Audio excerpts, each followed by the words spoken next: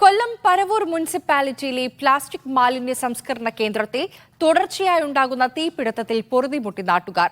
മാലിന്യ പുക ശ്വസിച്ച് ആരോഗ്യ പ്രശ്നങ്ങൾ ഉണ്ടാകുന്നതായാണ് പരാതി. ഇനി ജനവാസ മേഖലയിൽ മാലിന്യം തള്ളാൻ അനുവദിക്കില്ലെന്ന നിലപാടിലാണ് പ്രദേശവാസികൾ.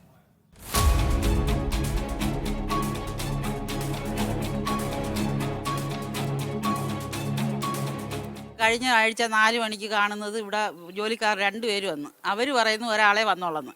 4 മണിയായപ്പോൾ ഇവിടുന്ന് 4:30 ആയപ്പോൾ ഇവിടുന്ന് പുക ഉണ്ട്. അപ്പോൾ ഇവിടെ പരിസരത്തൊന്നും ആരുമില്ലേ. 6:30 കഴിഞ്ഞപ്പോൾ ഇവിടെ നല്ല കത്തി. പരവൂരിലെ പ്ലാസ്റ്റിക് മാലിന്യ പ്ലാന്റിൽ തീപിടുത്തം ഇപ്പോൾ നിത്യസംഭവമാണ്. 2022 ജനുവരിയിൽ ആദ്യ തീപിടുത്തം.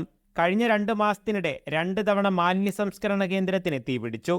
എന്തു ചെയ്യണമെന്നറിയാതെ ബുദ്ധിമുട്ടിലാണ് നാട്ടുകാർ. മുനിസിപ്പാലിറ്റിക്കാർ പറയുന്നതെന്ന് വെച്ചാൽ സമീപവാസികൾ കത്തിക്കുന്നതെന്നാണ് പറയുന്നത്. പക്ഷെ ഞങ്ങൾക്ക് യാതൊരുവിധ അറിവുമില്ല.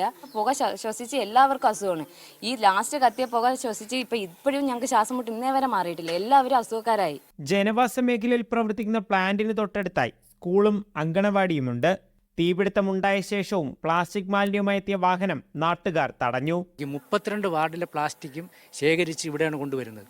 എന്നിട്ട് അത് കൃത്യമായി തരംതിരിച്ചത് ഇവിടുന്ന് കൊണ്ടുപോകാനുള്ളൊരു നടപടിയില്ല. ഇവിടെ കൂട്ടിയും കിടുകയാണ്. എന്നിട്ട് ഇത് കത്തിയതിന് ശേഷം ഹരിത കർമ്മസേനയിലെ 1-2 പേര് പറയുന്നത് കേട്ടോ, എന്തായാലും അത് കത്തിപ്പോയത് നന്നായി.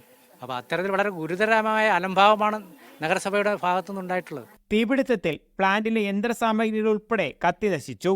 ഇടയ്ക്കിടെ ഉണ്ടാകുന്ന തീപിടുത്തത്തിന്റെ കാരണം കണ്ടെത്തണമെന്ന ആവശ്യം ശക്തമാകുന്നു. തരംതിരിച്ച് വെച്ചിരുന്ന ആ ഗോഡൗണാണ് കത്തിപ്പോയത്. സെഗ്രിഗേഷൻ ചെയ്ത് നമ്മൾ തരംതിരിച്ച് കുറച്ചൊക്കെ കൊണ്ടുപോയായിരുന്നു. ബാക്കിയെല്ലാം നമുക്ക് അത് വിറ്റ് പൈസയാക്കുന്ന സംഭവങ്ങളാണ് ആയിരുന്നത്. അത്രയും കത്തി നശിച്ച്. ഇനിയും പ്ലാന്റിലേക്ക് മാലിന്യവുമായി വാഹനങ്ങൾ എത്തിയാൽ പ്രതിഷേധം ശക്തമാക്കാനാണ് നാട്ടുകാരുടെ തീരുമാനം. ലിജോ റോളൻസ്, മീഡിയ 1, കൊല്ലം.